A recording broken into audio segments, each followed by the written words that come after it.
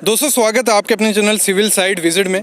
आज का वीडियो काफ़ी ज़्यादा इंपॉर्टेंट है क्योंकि इस पर कमेंट्स भी काफ़ी आ रहे थे और मैं सोच रहा भी था कि इस पर वीडियो ज़रूर आना चाहिए कि जो लैपिंग होती है, जो रिबार हम करते हैं, मतलब साइड पे स्टील यूज़ करते हैं। स्टील कंटिन्यू तो यूज़ कर नहीं सकते, तो उसमें हम 3 चीज़ें कर सकते हैं: लैपिंग, वेल्डिंग, रिड्यूसर या कपलर जिसे हम बोलते हैं, कपलिंग बोलते हैं। इन तीनों में से बेस्ट कौन सा है, कौन सा आपको सही रहेगा कॉस्ट के अकॉर्डिंग, या कौन सा सही रहता है अगर हम टेक्निकल वे से देखें, तो इस पे कंप्लीट वीडियो होने वाली है। कंप्लीट वीडियो देखना, इसके बाद आपको आइडिया लग जाएगा कि सबसे बेस्ट कौन सा है और सबसे सस्ता कौन सा है। तो अभी हम स्टार्ट करते हैं वीडियो। तो उससे पहले प्लीज़ चैनल को सब्सक्राइब कर लो, बेल आइकन दबा लो। प्रैक्टिकल नॉलेज इसी चैनल पे आपको मिलेगा, सिविल साइड विजिट पे। तो हम बात करते जाएंगे तीनों की धीरे धीरे। तो सबसे पहले मैं स्टार्ट ही करूँगा किससे, हमारा बेल्डिंग से। ये सबसे जो हम बोलें ख़राब चीज़, कॉस्ट एनालिसिस, कॉस्ट की मैं बात लास्ट में करने वाला हूँ। पहले बोलूँ, बेल्डिंग जो है, बेल्डिंग ख़राब है। मतलब बेल्डिंग आपको कभी नहीं करनी है। कभी भी अगर बेल्डिंग करो तो उसमें जो हमारी गैस प्रेशर वेल्डिंग रहती है वो बेस्ट रहती है, लेकिन वो भी कॉस्ट अगर हम बात करें तो इंक्रीज़ ही कॉस्ट करती है।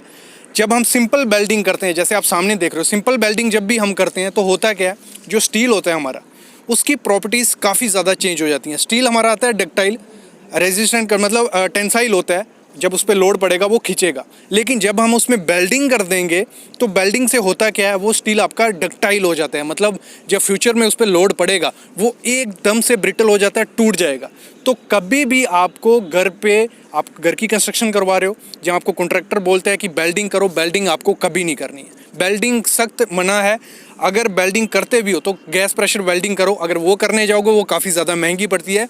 तो बेल्डिंग हम इस लिस्ट से निकाल देते हैं। तो हमारा बचा क्या, लैपिंग, और हमारा बचा रिड्यूसर या कपलर। इन दोनों में से बेस्ट कौन सा है? देखो, बेस्ट दोनों है, लेकिन इसमें क्या होता है, कॉस्ट इंक्रीज़ हो जाती है। अगर आपका सरिया है 8 से 12 mm का सरिया है, तो उसमें अगर आप लैपिंग करते हो तो वो ठीक है, उसमें इतना कोई इशू नहीं है। कॉलम में लैप कर रहे हो या बीम में लैप कर रहे हो, लैपिंग होती है। जिन लोगों को नहीं पता है, सामने आप देख रहे हो बीम में जो लैप प्रोवाइड किया गया है, मैं आपको सामने दिखा रहा हूँ।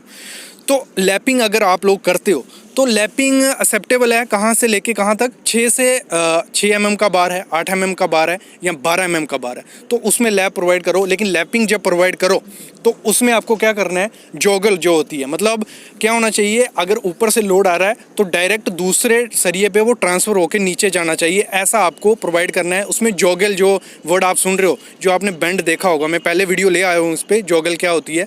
तो आपको प्रॉपर जॉगल प्रोवाइड करना है, फिर उसके बाद ये करना है। फिर हम बात करते हैं जो 20 mm का सरिया, 25 mm का या 32-36 ऊपर जो हायर डाया होता है, तो उसमें अगर हम लैप करने जाते हैं तो हमारा, अगर जो लैप हम देखें तो मोस्टली 50D हमारा होता है। 50 इंटू जो भी डाया होगा, तो 20 mm का डाया होगा तो 1000 mm हमारा लैप जाएगा। 25 mm का होगा तो एक 1250, ऐसे ऐसे करते लैप बढ़ता जाता है। उससे क्या होता है, कॉस्ट हमारी इंक्रीज़ होती जाती है। हमेशा याद रखना, अगर हम लैपिंग करते हैं तो लैपिंग और बेल्डिंग की कॉस्ट सेम पड़ती है। अगर एक हम लमसम पकड़ के चलें, अगर पूरा मतलब 1-2 कॉलम होगा तो उसमें इतना ज़्यादा इफेक्ट नहीं दिखेगा, ज़्यादा परसेंटेज का इफेक्ट नहीं दिखेगा। लेकिन अगर मल्टी स्टोरी बिल्डिंग बन रही है या ज़्यादा लैपिंग है तो उसमें काफ़ी ज़्यादा कॉस्ट इंक्रीज़ हो जाती है। तो इसीलिए हम कभी भी, जो हमारा ऐसे भी IS कोड क्या कहता है, 32 mm से जो ऊपर सरिया होगा उसमें आपको लैपिंग नहीं प्रोवाइड करनी है। वो तो टेक्निकल वे से कह रहे हैं, लेकिन ऐसे भी कॉस्ट के वे से हम देखें तो लैपिंग काफ़ी ज़्यादा कॉस्ट इंक्रीज़ कर सकती है। अभी हम बढ़ते हैं लास्ट तरफ, वो है हमारा कपलर, रिड्यूसर या कपलिंग हम जिसे बोलते हैं। ये इस चीज़ को मैं तीनों में बेस्ट मानूंगा। क्यों बेस्ट मानूंगा? एक तो कॉस्ट के वे में भी सबसे अच्छा है और दूसरा टेक्निकल वे में भी अच्छा है। देखो होता क्या है, अगर कॉलम की बात करें हम, तो ऊपर से जो लोड आ रहा होगा डायरेक्ट, जिन लोगों को कपलर नहीं पता है, सामने आप देख रहे हो कपलर होता क्या है, तो ऊपर से क्या होगा, जैसे ही कॉलम पे लोड पड़ेगा वो नीचे वाले बार पे डायरेक्ट ट्रांसफ़र करेगा ऊपर वाला सरिया, और लोड हमारा डायरेक्ट नीचे चला जाएगा। तो एक बेस्ट ऑप्शन जिसे हम मानते हैं वो कपलर है। उसमें बस दिक्कत क्या आती है आपकी, कॉस्ट में अगर बात करें, मैं लास्ट में बताऊंगा, लेकिन कॉस्ट सबसे ज़्यादा कम किस में, कपलर में पड़ती है। अगर हम कपलर के कॉस्ट की बात करें, अगर आपको मैं जैसे बोल रहा था कि रेट एनालिसिस बताने वाला हूँ, तो अगर हम 16 mm का बार का कपलिंग करते हैं तो उसमें आपको 50 से 55 रुपये लगेंगे एक बार को कपलिंग करने में, 16 mm का। अगर 20 mm का सरिया रहेगा तो उसको 60 से 65 रुपये आपको एक बार को कपलिंग करने में लगेंगे। अगर 25 mm का है तो 100 से 120 रुपये आपका लगेगा।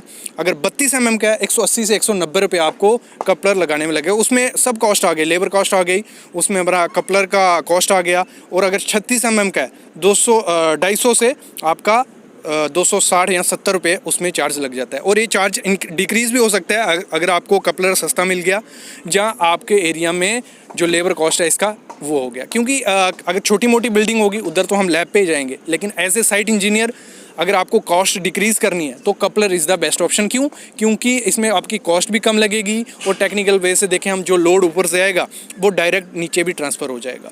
जैसा हम लैपिंग करते हैं, लैपिंग में क्या होता है, प्रॉपर से जॉगल नहीं प्रोवाइड की जाती, इधर उधर हो जाता है। और उसमें एक चीज़ आपको वर्क ज़्यादा बढ़ जाता है कि आपको सरिया स्टैगर्ड करना पड़ता है, ऊपर नीचे सरिया करना पड़ता है कि लैप एक जगह पे नहीं आए। लेकिन कपलिंग के कपल में क्या होता है, आप एक जगह पे भी लैप दोगे, मतलब कपलिंग करोगे तो चलता है, कोई इतना ही है, क्योंकि डायरेक्ट आपका लोड क्या हो रहा है, ट्रांसफ़र हो रहा है, तो उसमें भी इतनी ज़्यादा दिक्कत नहीं रहती है। मतलब हमारी वीडियो का टोटल निचोड़ क्या निकला है, लैपिंग, बेल्डिंग और रिड्यूसर कपलर की बात करें हम, रिड्यूसर जो मैं बोल रहा हूँ वो कपलर को ही बोलते हैं। तो तीनों में से सबसे ख़राब चीज़ क्या है, वेल्डिंग। वेल्डिंग आपको कभी नहीं करनी है। दूसरी, लैपिंग आपको कहाँ तक करनी है, लैपिंग आपको प्रोवाइड करनी है अगर आपका 16 mm तक सरिया है। 16 mm से ऊपर सरिया है तो coupler is a best option.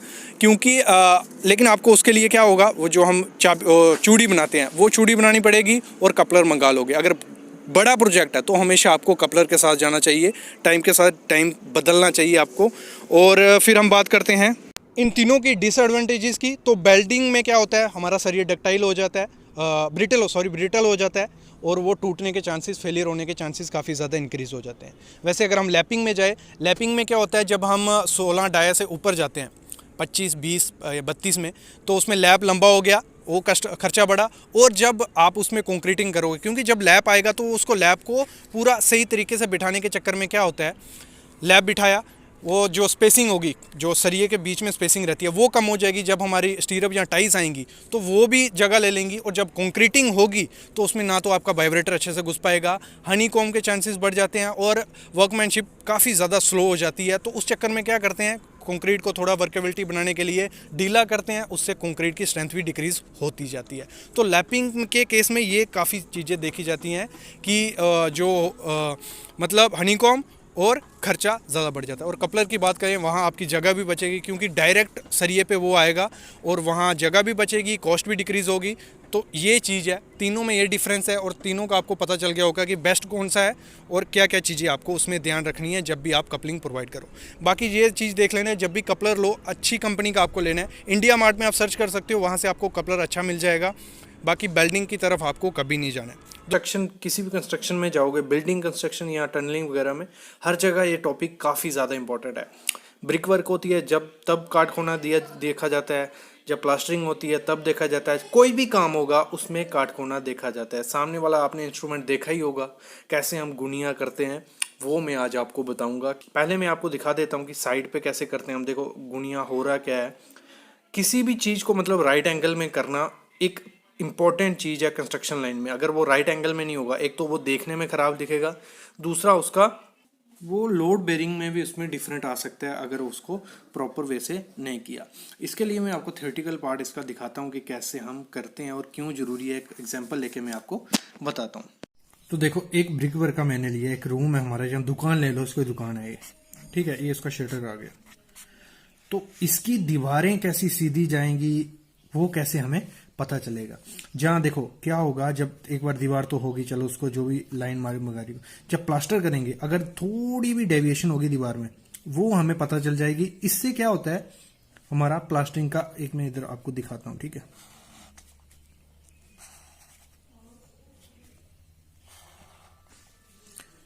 देखो दीवार अगर बाय चांस थोड़ी ऐसे हो गई, ऐसे ऐसे ऐसे, और ये सीधी है, तो जब हम काट कोना चेक करेंगे तो इससे हमें कैसे पता चलेगा कि वो दीवार कितना प्लास्टर आएगा कितना नहीं, वो कैसे निकालेंगे। पहले इसको मैं आता हूँ फिर इधर आता हूँ, ठीक है। इसके लिए आपको क्या करना है, सबसे पहले काट कोना या गुनिया चेक करने के लिए कोई भी दीवार है, सिंपल टॉपिक है, बेसिक है हमारे 8th से 9th का। तो इधर से कोई भी दीवार होगी, इधर 2 मीटर पे आपको निशान लगा देना। ये आ गया हमारा 2 मीटर यहाँ पे, ठीक है। और इस तरफ दूसरी तरफ हमें लगा देना है 3 मीटर पे। जो भी आपकी वैल्यू है वो कोई डिपेंड नहीं करते, यहाँ 3 मीटर कर सकते हो, यहाँ 2 मीटर कर सकते हो। फिर हमें निकालना होता है राइट एंगल, पाइथागोरस थ्योरम, ठीक है। तो इसका निकालना बेसिक है, ये फॉर्मूला आपने सबने पढ़ा होगा, क्या है, A square plus B square equal to C square. तो हमें ए पता है, अगर मैं इसको ए ले लूं, ए, इसको ले लूं मैं बी, सी हमें निकालना है, ठीक है। तो अभी हम आते हैं, ए हमें पता है, इसको पहले फार्मूले को बना लेते हैं, C equal to under root of A square plus B square.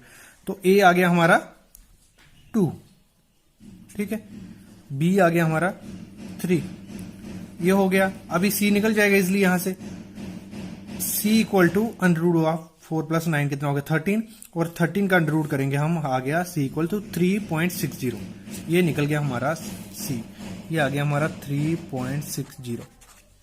देखो अगर ये करोगे आप, ऐसे करोगे, तो अगर वैल्यू आए 3.60, आपको पता चल गया कि ये राइट एंगल में है दीवार, कोई दिक्कत नहीं है इसमें, 3.60 आ गया। अगर आया आपका 3.5, मतलब 10 mm का 3.50, 10 mm का फर्क पड़ रहा है, मतलब 10 mm का फर्क पड़ रहा है। तो हमें इसको दीवार को बड़ा करना है। तो इधर क्या होगा, अगर यहां हमें मिलता है 3.5, इसको बड़ा करना है, तो प्लास्टर की थिकनेस अगर हम 12 mm लेके चल रहे हैं, तो इधर वो हो जाएगा, लफड़ा हो जाएगा।